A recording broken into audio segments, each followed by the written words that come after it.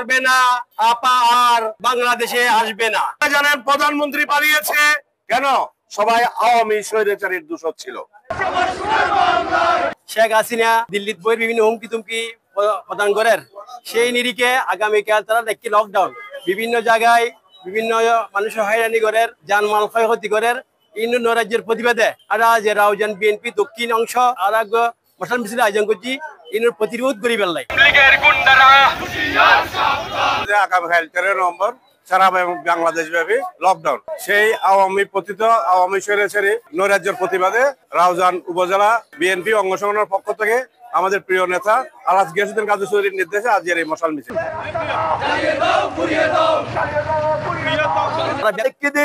দেশত বিভিন্ন স্থানের মধ্যে গাড়ি ফুরা গিয়ে ককটেল নিক্ষেপ করা গিয়ে আওয়ামী লীগের দুঃশাসন যেন আগে আসিল ইয়েন আবার শুরু করে ফেলার চেষ্টা করার তারই প্রতিবাদে আজ বিক্ষোভ মিছিল ও সমাবেশ করছি রাউজান উপজেলা বিএনপি অঙ্গ সংগঠনের উদ্যোগে।